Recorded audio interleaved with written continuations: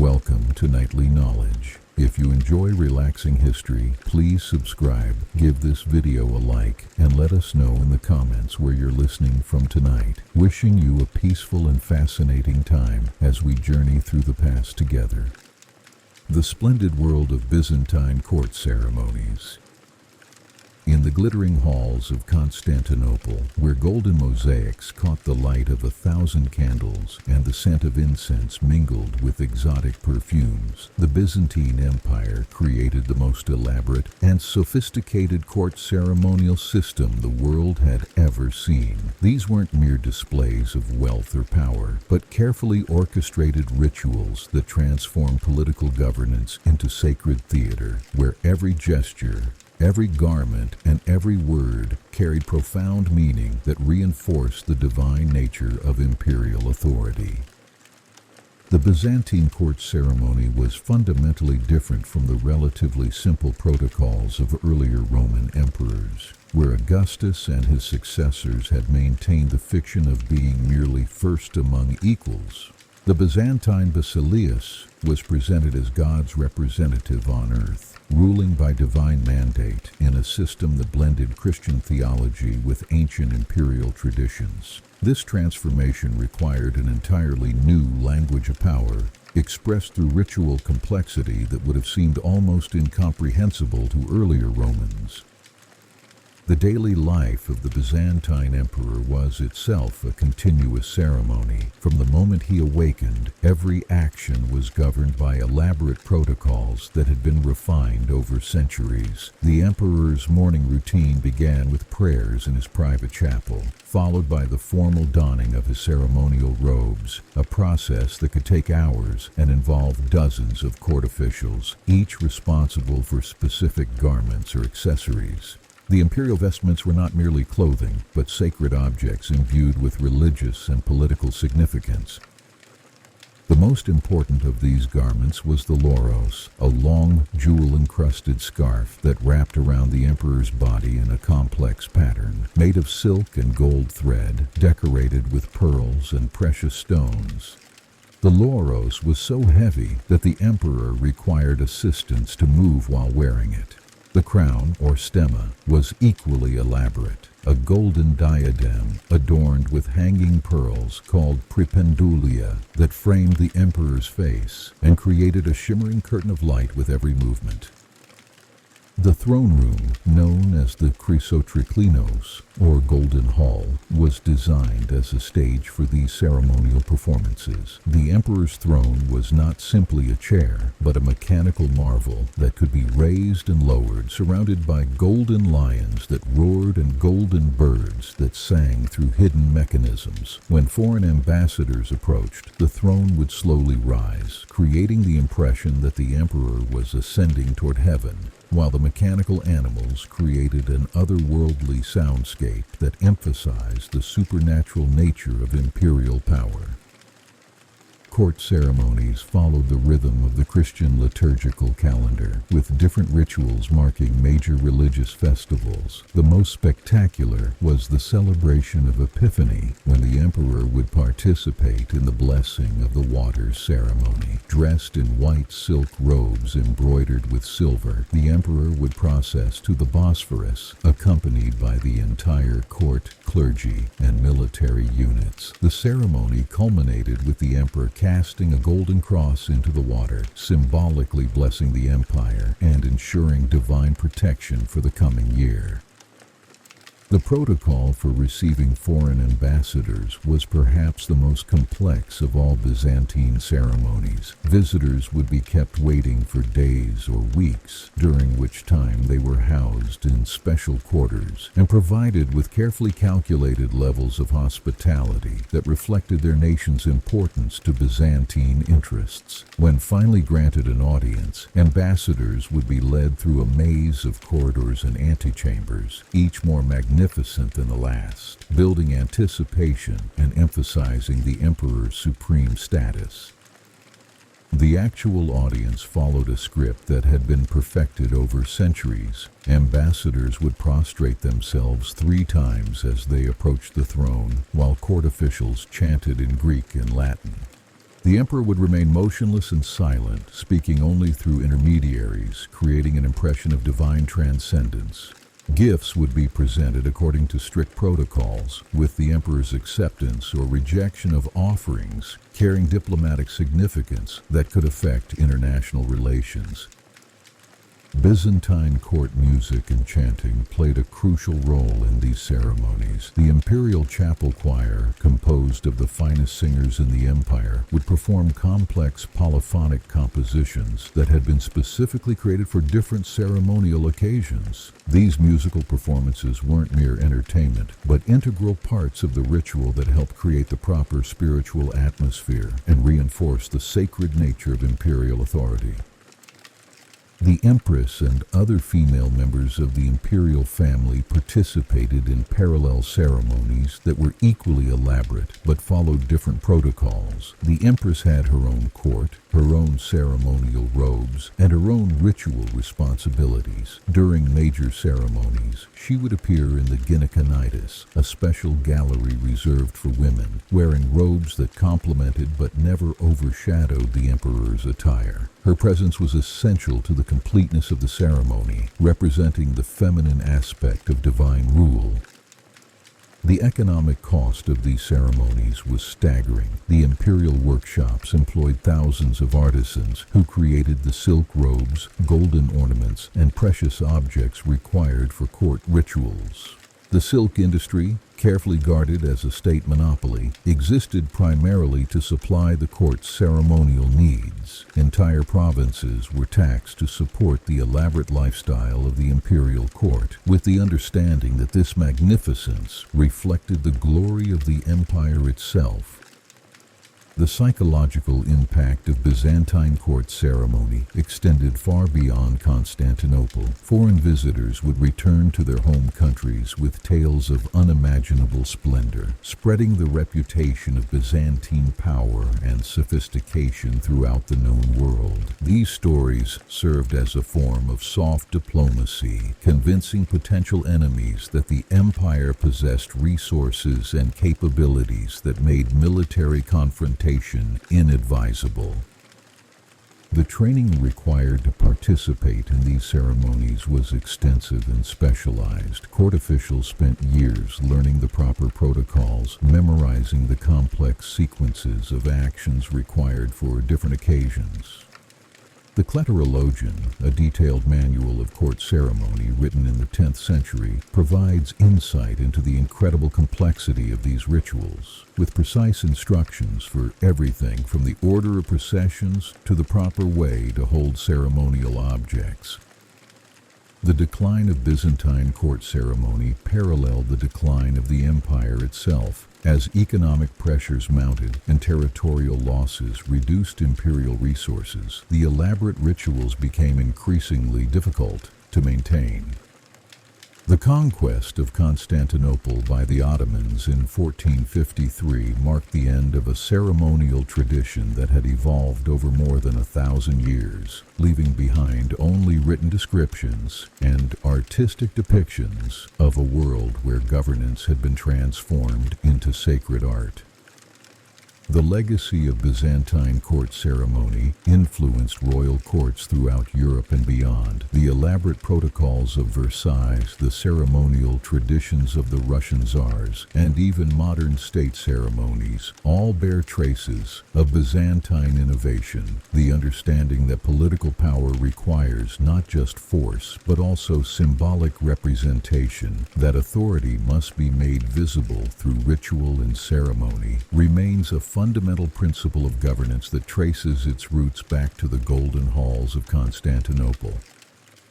Perhaps most remarkably, Byzantine court ceremony represented a sophisticated understanding of the relationship between power and performance, between politics and psychology. The emperors and their advisors recognized that effective rule required not just administrative competence, but also the ability to inspire awe, loyalty, and reverence through carefully crafted spectacle.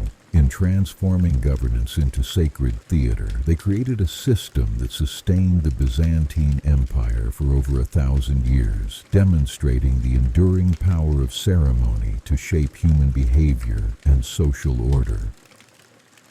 The curious world of medieval justice and trial by ordeal. In the shadowed halls of medieval courts, where flickering torches cast dancing shadows on stone walls, justice was dispensed through methods that would seem both fascinating and terrifying to modern minds. Medieval legal systems relied not just on evidence and testimony, but on divine intervention through a practice known as trial by ordeal, a system that placed the verdict literally in God's hands. When a medieval jury couldn't determine guilt or innocence, the accused faced a series of painful tests designed to reveal divine judgment. The most common ordeals included walking barefoot across 9 red-hot plowshares, plunging a hand into boiling water to retrieve a stone, or grasping a piece of red-hot iron. The underlying belief was simple yet profound. God would protect the innocent and allow the guilty to suffer. The process was surprisingly ritualized and methodical. Before the ordeal, the accused would fast for 3 days and attend special masses. Priests would bless the instruments of testing, and the entire community would gather to witness God's judgment. After the ordeal, the wounds were carefully bandaged and sealed by clergy. 3 days later, the bandages were removed in a solemn ceremony. If the wounds had healed cleanly without infection, the person was declared innocent. If the wounds festered or showed signs of corruption, guilt was confirmed. What makes this system particularly intriguing is how it actually functioned in practice. Historical records suggest that many people were declared innocent through trial by ordeal, indicating that the system wasn't simply a method of torture or predetermined punishment. Some historians theorize that the psychological pressure and community involvement may have encouraged confessions before the ordeal, while others suggest that the 3-day healing period allowed for behind-the-scenes negotiations and interventions.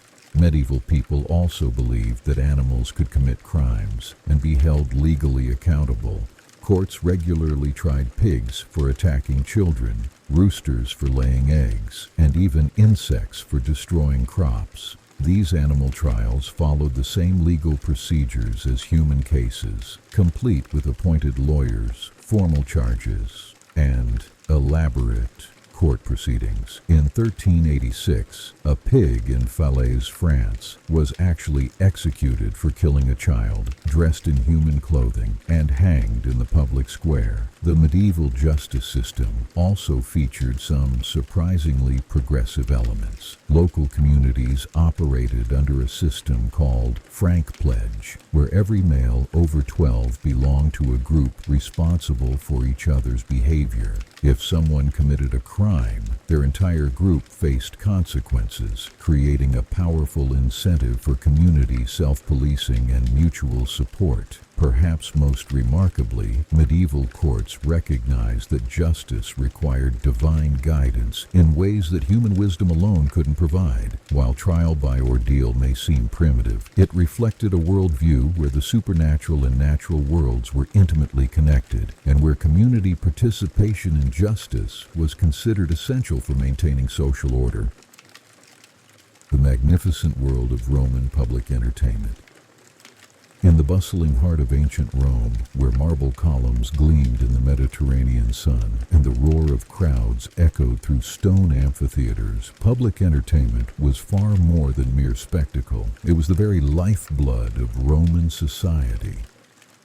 The elaborate system of games, festivals, and performances that captivated millions of Romans reveals a civilization that understood the profound power of shared experience, communal joy, and the careful balance between order and chaos that kept an empire together.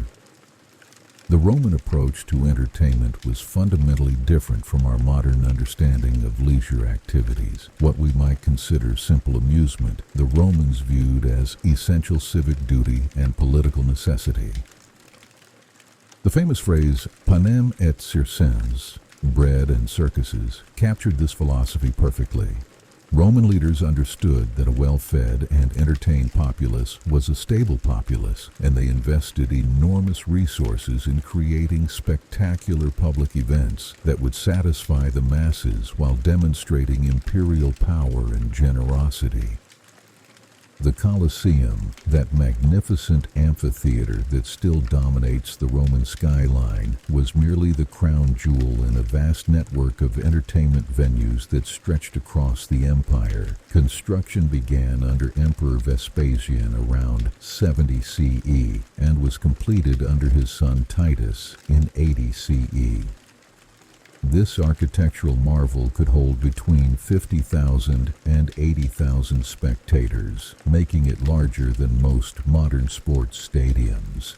The building's ingenious design included a complex system of underground chambers, elevators, and trapdoors that allowed for elaborate stage effects, including the sudden appearance of wild animals, gladiators, and even entire naval battles. The gladiatorial games that made the Colosseum famous were far more sophisticated than popular culture suggests. These weren't simply brutal fights to the death, but carefully choreographed performances that followed strict rules and protocols. Gladiators were expensive investments, slaves, criminals, and volunteers who underwent years of training in specialized schools called ludi. They were fed high-protein diets, received excellent medical care, and were trained by experienced fighters called doctores. The mortality rate in gladiatorial combat was actually much lower than commonly believed, with most fights ending in surrender rather than death. Different types of gladiators specialized in various fighting styles and equipment. The heavily armored myrmillo carried a large shield and sword, while the lightly equipped retiarius fought with a net and trident. The thrax used a curved sword and small shield, and the hoplomachus fought in the style of a Greek hoplite. These different fighting styles were carefully matched to create exciting and unpredictable contests that kept audiences on the edge of their seats. The social dynamics of the arena were equally complex. Seating was strictly arranged by social class, with senators and wealthy citizens occupying the best seats closest to the action, while slaves and the poor were relegated to the highest tiers. Women were generally restricted to the upper sections, though they could attend most events. The emperor himself often presided over the games from his special box, and his reactions to the contests could influence the crowd's mood and the fate of the participants. Beyond gladiatorial combat, Roman entertainment included an astonishing variety of spectacles. Venations, or wild animal hunts, featured exotic beasts from across the empire: lions from Africa, bears from the northern forests, elephants from India, and crocodiles from Egypt. These events served multiple purposes. They demonstrated Rome's dominion over the natural world, provided thrilling entertainment, and often served as public executions for criminals who were thrown to the beasts. The Naumachii, or naval battles, were perhaps the most spectacular of all Roman entertainments. These elaborate recreations of famous sea battles required flooding the arena or constructing special artificial lakes. Thousands of participants, often prisoners of war or condemned criminals, would fight in full-scale naval combat using real ships and weapons. The logistics of these events were staggering. Engineers had to design complex water systems. Shipbuilders had to construct fleets of vessels, and organizers had to coordinate the movements of hundreds or thousands of participants. Roman theatrical performances were equally elaborate and socially significant. The great theaters of Rome, such as the Theater of Marcellus and the Theater of Pompey, could hold tens of thousands of spectators. Roman drama included both serious tragedies based on Greek models and popular comedies that often featured satirical commentary on contemporary politics and social issues. The performances were free to the public and were often sponsored by wealthy citizens or political candidates seeking to gain popularity. The circus races, held in the massive Circus Maximus, were perhaps the most popular form of Roman entertainment. This enormous venue could accommodate over 250,000 spectators, making it the largest sports facility ever built. Chariot racing was the premier sport of ancient Rome, with skilled drivers becoming celebrities whose fame rivaled that of modern athletes. The races were organized around 4 teams: the Reds, Blues, Greens, and Whites, and Romans would passionately support their chosen faction, sometimes leading to riots and civil unrest. The economic impact of Roman entertainment was enormous. The games provided employment for thousands of people: gladiators, animal trainers, musicians, dancers, vendors, security personnel, and countless others. The construction and maintenance of entertainment venues required armies of architects, engineers, and laborers. The importation of exotic animals and the staging of elaborate spectacles created trade networks that spanned the known world. Religious and cultural significance permeated every aspect of Roman entertainment. Many games were held in honor of specific gods or to commemorate important religious festivals. The Ludi Romani, held in September, honored Jupiter and included theatrical performances, chariot races, and gladiatorial contests. The Saturnalia in December featured role reversals where masters served their slaves, creating a temporary inversion of social order that actually reinforced the normal hierarchy. The financing of Roman entertainment reveals the complex relationship between politics, wealth, and public service in Roman society. Wealthy citizens were expected to sponsor games as part of their civic duty, a practice called euergetism. Politicians seeking office would often bankrupt themselves, staging elaborate spectacles to win popular support. The emperors themselves spent enormous sums on entertainment, understanding that their legitimacy depended partly on their ability to provide spectacular diversions for the masses. The decline of Roman entertainment paralleled the decline of the empire itself. As economic pressures mounted and Christian influence grew, the elaborate spectacles became increasingly expensive and morally questionable. The last recorded gladiatorial games were held in the early 5th century CE, marking the end of an era that had defined Roman culture for over 600 years. The legacy of Roman entertainment extends far beyond ancient history. Modern sports stadiums, with their tiered seating and elaborate facilities, directly descend from Roman amphitheaters. The concept of professional athletics, celebrity performers, and mass entertainment all have their roots in Roman innovations. Even our modern understanding of the relationship between politics and popular culture can be traced back to the Roman recognition that entertainment was a powerful tool for social control and political legitimacy. Perhaps most remarkably, Roman entertainment represented a sophisticated understanding of human psychology and social dynamics. The Romans recognized that shared experiences of excitement, fear, and joy could bind diverse populations together, creating a sense of common identity that transcended ethnic, linguistic, and regional differences. In an empire that stretched from Britain to Mesopotamia, the universal language of entertainment helped create a unified Roman culture that lasted for centuries. The quiet moments between the spectacular events were equally important. The conversations in the corridors, the shared meals, the friendships formed over common enthusiasms. These human connections, fostered by the grand spectacles, created the social fabric that held Roman society together through centuries of change and challenge.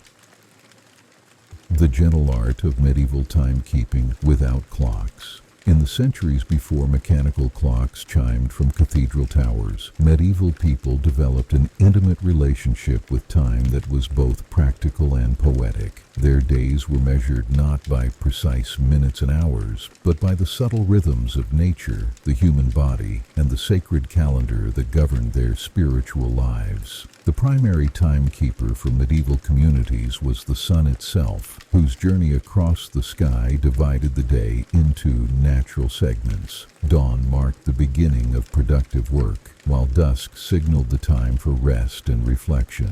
But medieval people refined this basic system with remarkable sophistication, using shadow sticks and sundials to mark more precise intervals during daylight hours. Monastic communities developed perhaps the most elaborate timekeeping systems, dividing each day into 8 canonical hours for prayer. These weren't equal periods like our modern hours, but rather flexible segments that expanded and contracted with the seasons. Matins began before dawn, followed by lauds at sunrise, prime, terce, sext at midday, none in mid-afternoon, vespers at sunset, and compline before sleep. Monks learned to judge these times by observing the changing light, the behavior of animals, and even the length of their own shadows. The human body served as a surprisingly accurate timepiece for medieval people. They could estimate time by their hunger pangs, the need for rest, and the natural rhythms of digestion.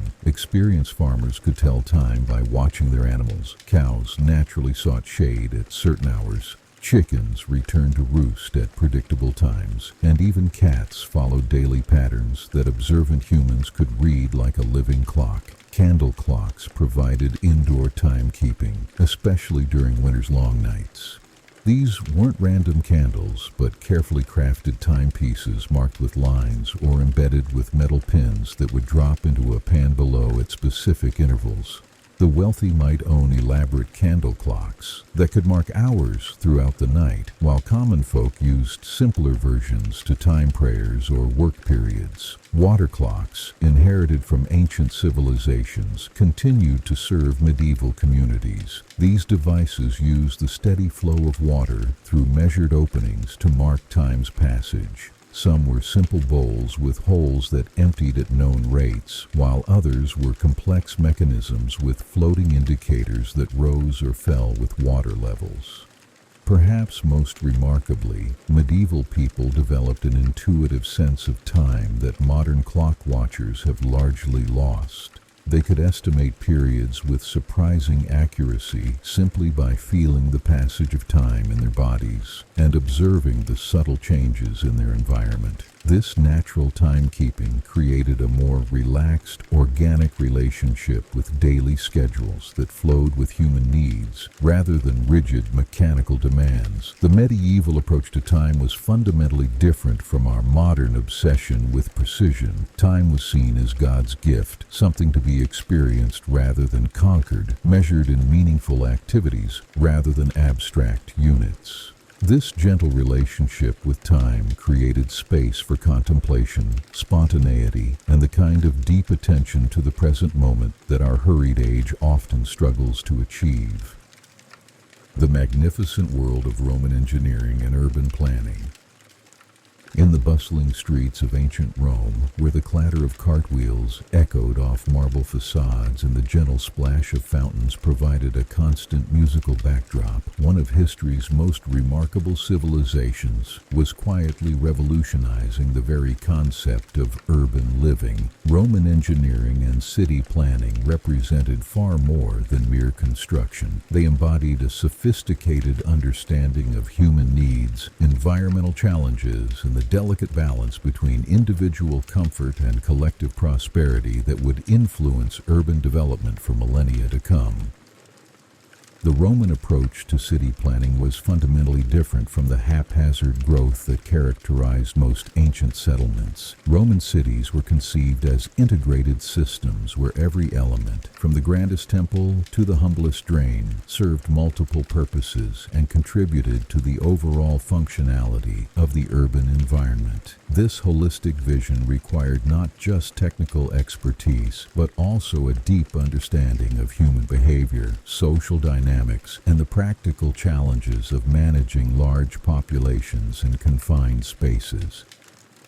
The foundation of Roman urban planning lay in the military camp, or castra, with its logical grid system and standardized layout. This military precision was adapted for civilian use, creating cities that were both beautiful and functional. The typical Roman city was organized around two main streets, the Cardo running north-south and the Decumanus running east-west, intersecting at the Forum, the heart of civic and commercial life. This rational organization made navigation simple for residents and visitors alike, while facilitating the efficient movement of goods, people, and information throughout the urban space.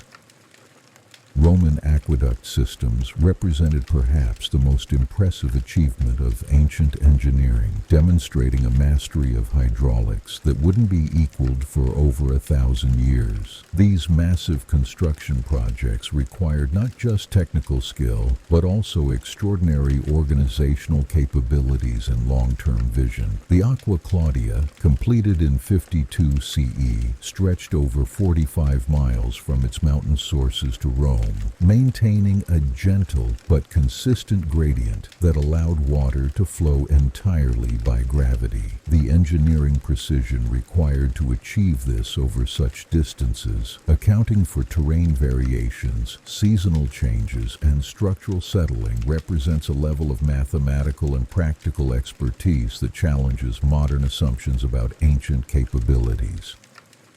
The construction of aqueducts involved armies of skilled workers operating in carefully coordinated teams. Surveyors used sophisticated instruments to map routes and calculate gradients, while engineers designed the complex systems of channels, bridges, and tunnels required to maintain water flow across varied terrain. Stonemasons cut and fitted millions of blocks with precision that ensured watertight joints, while specialized crews maintained the systems through regular cleaning, repair, and expansion. The social organization required for these projects created new professional classes and technical specializations that enriched Roman society and spread engineering knowledge throughout the empire. Roman road construction followed similarly sophisticated principles, creating a transportation network that facilitated trade, communication, and military movement across 3 continents. The famous saying, "All roads lead to Rome," reflected not just political centralization, but also the remarkable engineering achievement of creating standardized, durable highways that could withstand heavy traffic and harsh weather for centuries. Roman roads were built in layers, with foundations of large stones, middle layers of smaller stones and gravel, and surface layers of carefully fitted paving stones that created smooth, durable surfaces for wheeled traffic. The Appian Way, begun in 312 BCE, exemplified Roman road-building techniques and their long-term durability. This highway stretched 350 miles from Rome to Brindisi, crossing marshes, mountains, and rivers with engineering solutions that included elevated causeways, stone bridges, and carefully graded mountain passes. The road's construction required not just technical expertise, but also massive logistical coordination, involving quarries, transport systems, and work crews that operated across hundreds of miles of territory. The finished highway served multiple purposes, facilitating military movement, enabling trade, carrying official communications, and demonstrating Roman power to both citizens and potential enemies.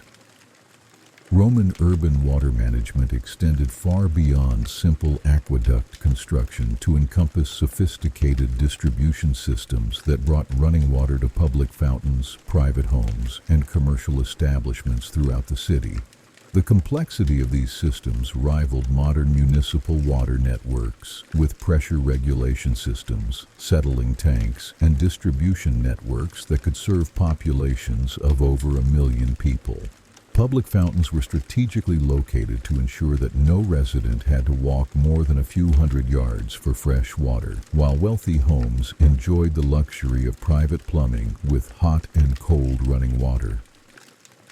The Roman sewer system, centered on the Great Cloaca Maxima, represented an equally impressive achievement in urban sanitation. This massive underground network carried wastewater and storm runoff away from the city, preventing the disease and pollution that plagued other ancient urban centers. The system was designed with remarkable foresight, incorporating features like settling chambers, access points for maintenance, and overflow channels that could handle seasonal flooding. The engineering principles underlying Roman sewage systems, gravity flow, proper gradients, and regular maintenance remain fundamental to modern urban sanitation.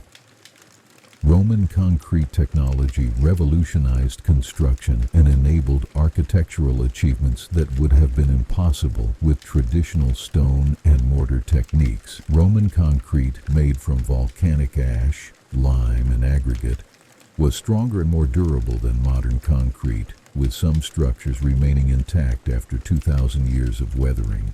This material allowed Roman architects to create vast interior spaces, complex curved surfaces, and innovative structural designs that pushed the boundaries of what was architecturally possible. The Pantheon, completed around 126 CE, demonstrates the remarkable possibilities of Roman concrete construction. Its massive dome, with a diameter of 142 feet, remained the largest unreinforced concrete dome in the world for over 13 centuries. The engineering challenges involved in creating this structure required innovations in materials science, structural analysis, and construction techniques that represented the cutting edge of ancient technology. The dome's weight distribution, the precise mixing of concrete for different structural requirements, and the coordination of construction crews working at dangerous heights all demanded expertise that few civilizations could match.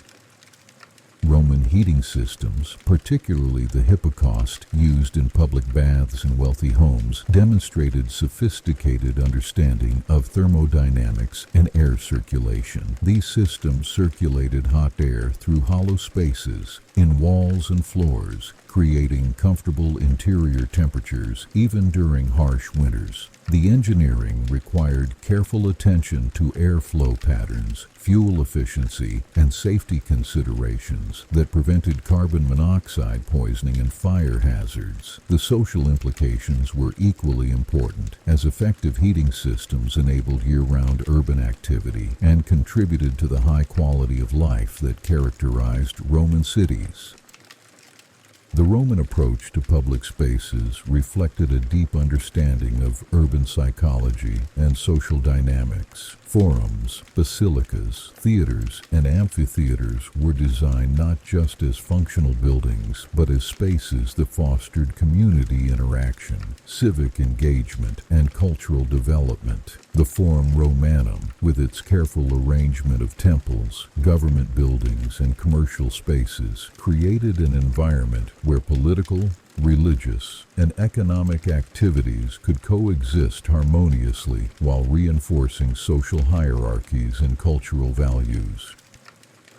Roman public baths, or thermae, represented perhaps the most sophisticated integration of engineering and social planning in the ancient world. These massive complexes combined advanced heating and plumbing systems with elaborate architectural design to create spaces that served multiple functions: hygiene, exercise, socialization, and cultural enrichment. The baths of Caracalla, completed in 216 CE, could accommodate over 1,600 bathers simultaneously and included not just bathing facilities but also libraries, gardens, shops, and restaurants that made them centers of urban life.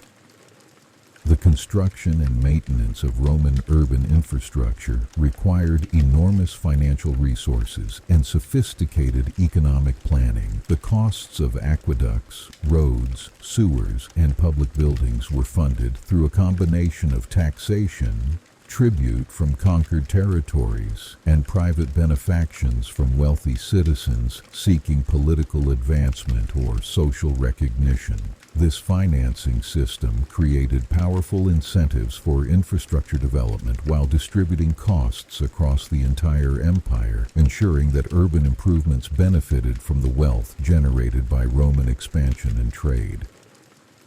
Roman urban planning also addressed the practical challenges of housing large populations in limited space. The development of multi-story apartment buildings, or insulae, represented an early form of high-density urban housing that accommodated the growing populations of Roman cities. These buildings, some reaching 6 or 7 stories, incorporated shops on the ground floor with residential units above, creating mixed-use developments that maximized land use while providing convenient access to commercial services.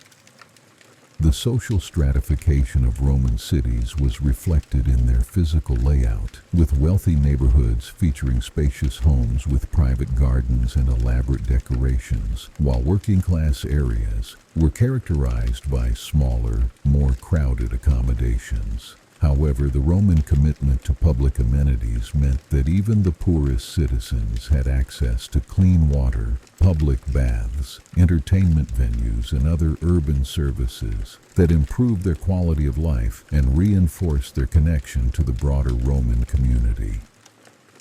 Roman fire prevention and emergency response systems demonstrated sophisticated understanding of urban safety challenges. The Vigiles, a professional fire brigade established by Augustus, operated from strategically located stations throughout the city, equipped with specialized tools and trained in firefighting techniques. Building codes regulated construction materials and methods to reduce fire risks, while urban planning incorporated fire breaks and water access points that facilitated emergency response.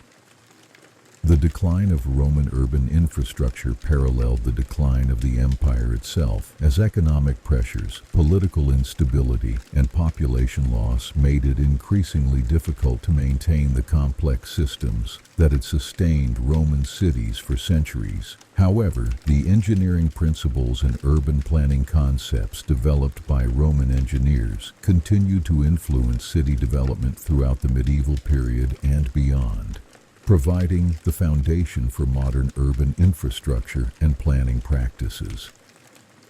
The legacy of Roman engineering extends far beyond the impressive ruins that still dot the Mediterranean landscape. The principles of systematic planning, integrated infrastructure, and public service that characterized Roman cities established standards for urban development that continue to influence modern city planning. The Roman understanding that successful cities require not just impressive buildings, but also functional infrastructure, effective governance, and attention to the needs of all residents remains relevant to contemporary urban challenges.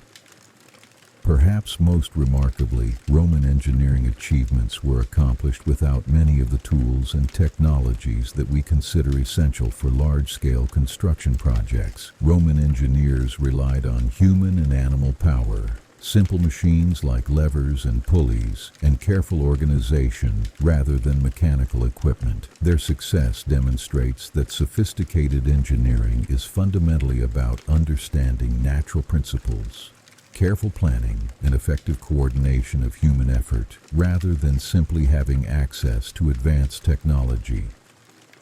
The quiet moments in Roman cities, the gentle splash of fountain water, the conversations in public squares, the daily routines of residents who took for granted the remarkable infrastructure that supported their lives.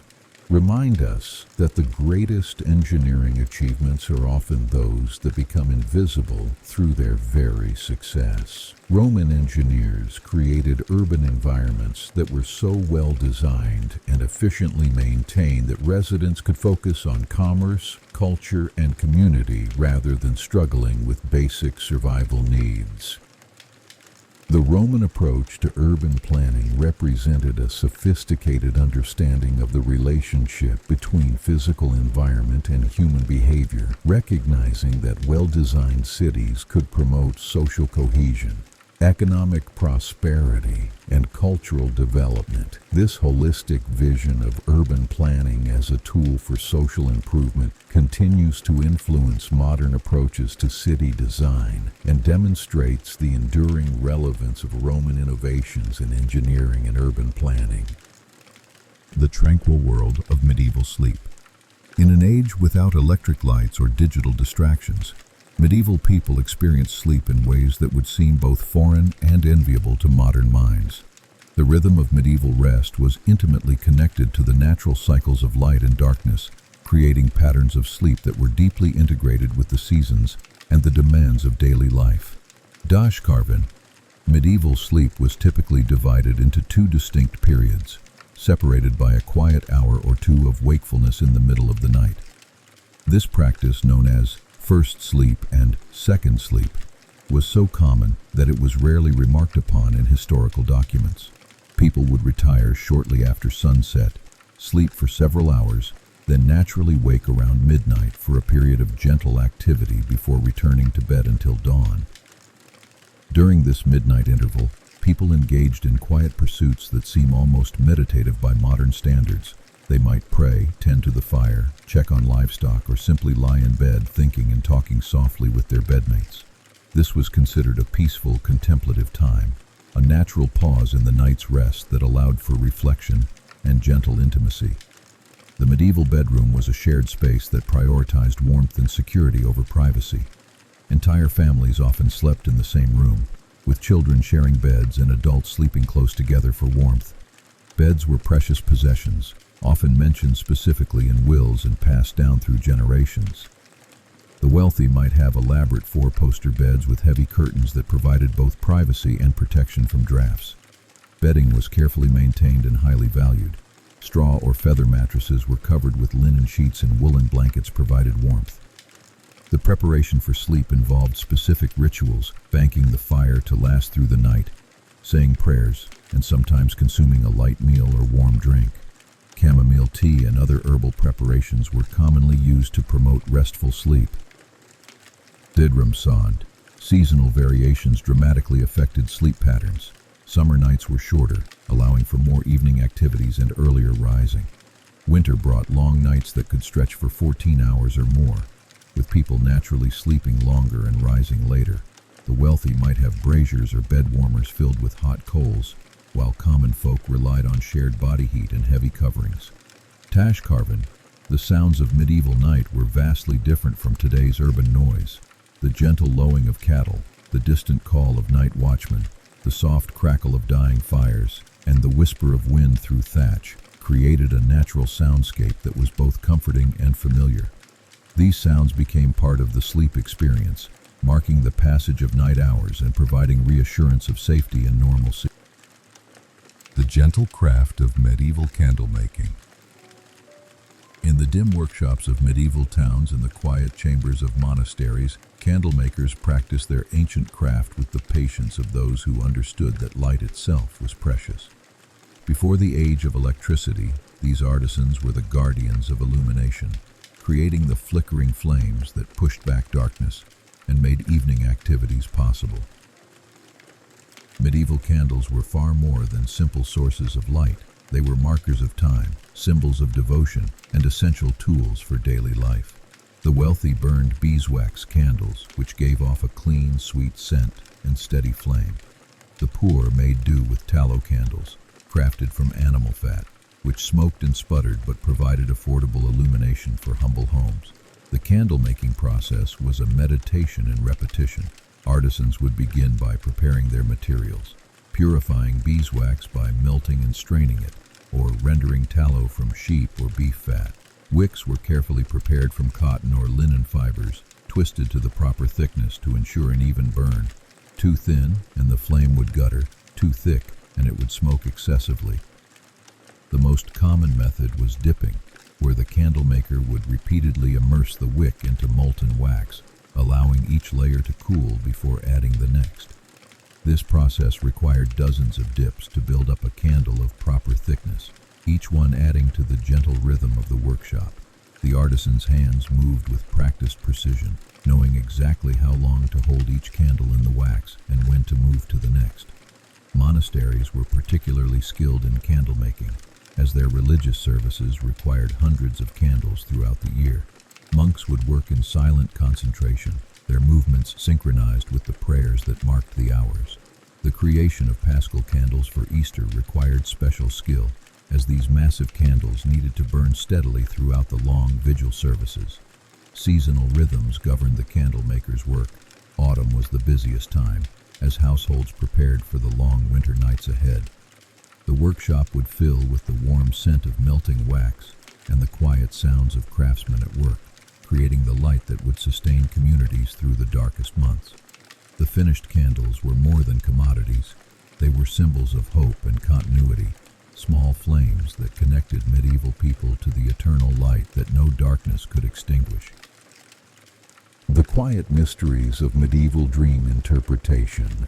In the hushed chambers of medieval monasteries and the private quarters of noble households, where flickering candles cast dancing shadows on stone walls, the interpretation of dreams was considered both a sacred art and a practical necessity. Medieval people believed that dreams were divine messages, prophetic visions, or warnings from the spiritual realm, making dream interpretation one of the most fascinating aspects of medieval intellectual life. Medieval dream interpretation was deeply rooted in classical and biblical traditions. The works of Artemidorus, a 2nd century Greek author who wrote the comprehensive Onirocritica, provided the foundation for medieval dream analysis. His systematic approach to interpreting symbols, combined with biblical accounts of prophetic dreams like those of Joseph in Egypt and Daniel in Babylon, created a rich tradition that medieval scholars expanded upon. With careful theological consideration,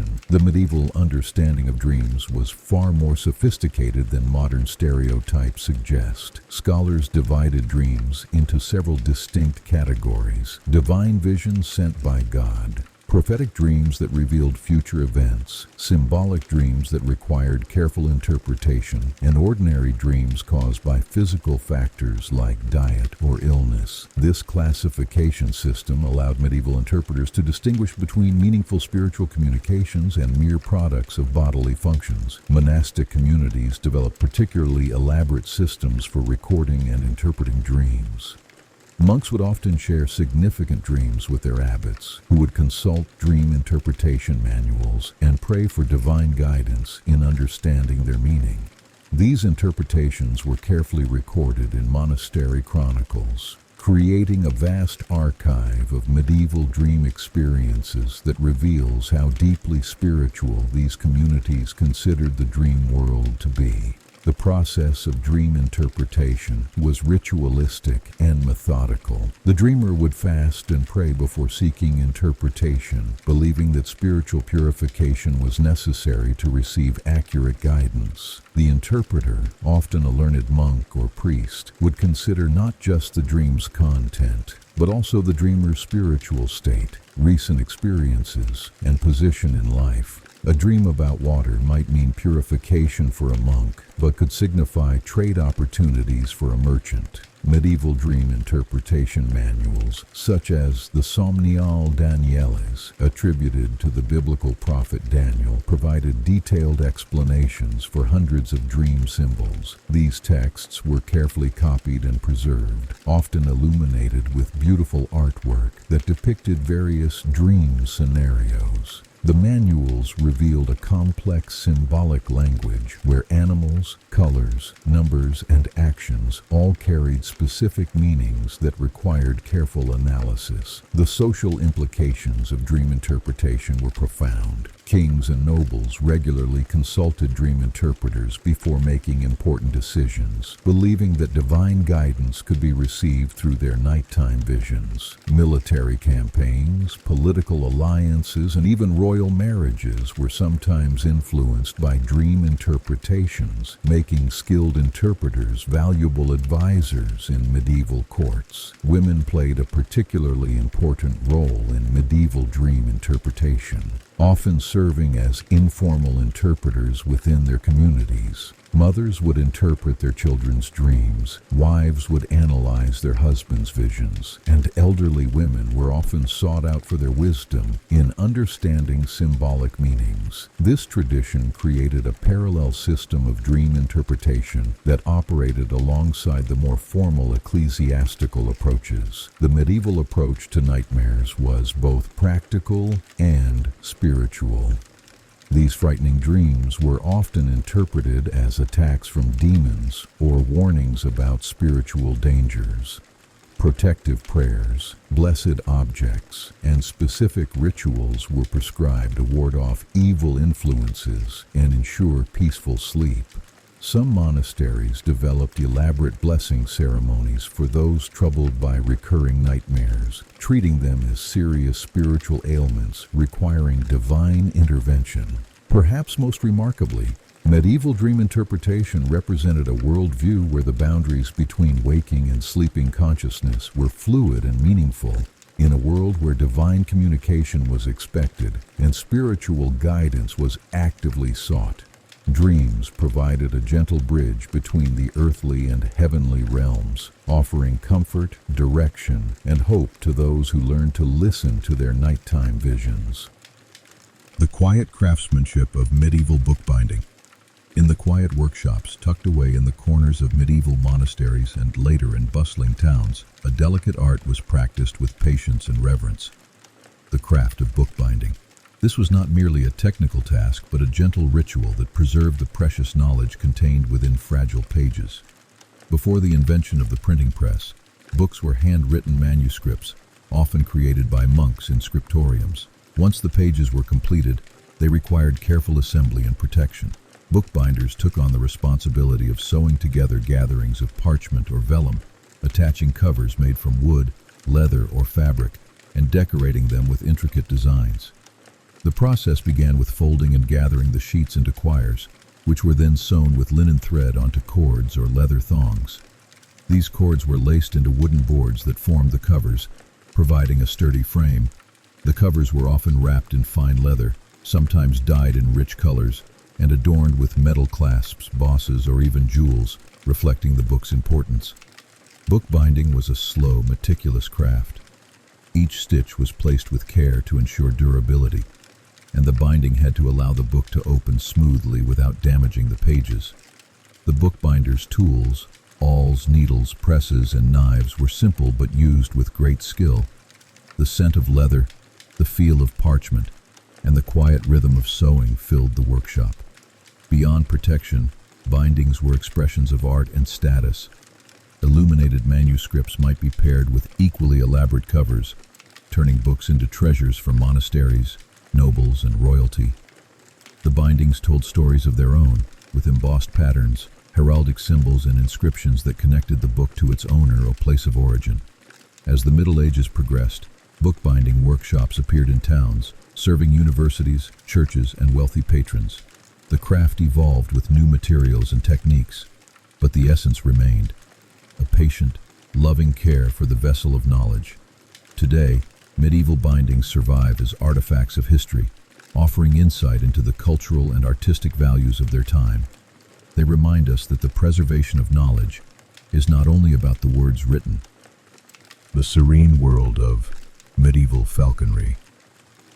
In the misty dawns of medieval Europe, when dew still clung to castle battlements, and the world was wrapped in morning silence, nobles and their falconers would venture forth to practice one of the most refined arts of the age: falconry. This ancient partnership between human and bird of prey was far more than mere hunting. It was a gentle dance of trust, patience, and mutual respect that elevated both participants. Medieval falconry was governed by strict social hierarchies that mirrored the feudal system itself.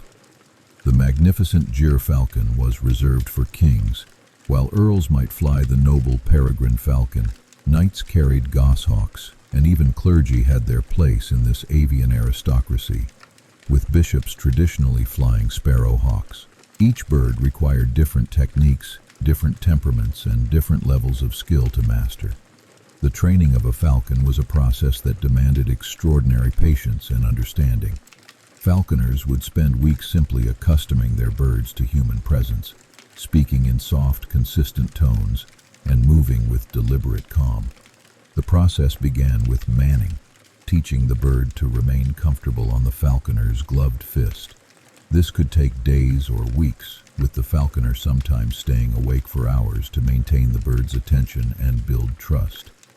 The medieval falconer's equipment was both practical and beautiful. Leather jesses secured the bird's legs, while tiny bells allowed the falconer to track the bird's location during flight. Hoods, often decorated with colorful plumes and intricate stitching, kept the falcon calm by blocking its vision. The falconer's glove, thick and reinforced, protected the hand while providing a comfortable perch for razor-sharp talons. Training sessions took place in quiet meadows and open fields, where falconer and bird worked together in harmony. The process was gradual, first teaching the bird to return to the fist for food, then to fly increasingly longer distances, and finally to hunt in partnership with its human companion. The relationship was built on mutual benefit. The falcon received regular meals and protection, while the falconer gained a hunting partner of unmatched skill and grace. The hunt itself was a spectacle of coordinated beauty. Riders would move slowly across the countryside, their trained birds scanning the sky and ground for prey. When quarry was spotted, the falcon would be released, soaring high above before diving with breathtaking speed and precision. The successful hunt was celebrated not with loud cheers, but with quiet satisfaction and gentle praise for the bird's performance. Medieval falconry manuals, such as Frederick II's The Art of Hunting with Birds, revealed the deep knowledge and respect these practitioners held for their avian partners. They understood bird behavior, anatomy, and psychology with scientific precision, developing techniques that remain largely unchanged. Thank you for joining us on tonight's journey through history. I hope these gentle stories have brought you both knowledge and peace as we've explored the fascinating world of our ancestors together. If you enjoyed tonight's episode, please consider subscribing to Nightly Knowledge and giving this video a thumbs up. Your support helps us continue bringing you these carefully researched, soothing stories from the past. We'd love to hear from you in the comments below. Which historical period would you like us to explore next? Your suggestions help shape our future episodes. Sweet dreams, and remember, every night brings a new story, and every story connects us to the remarkable tapestry of human experience.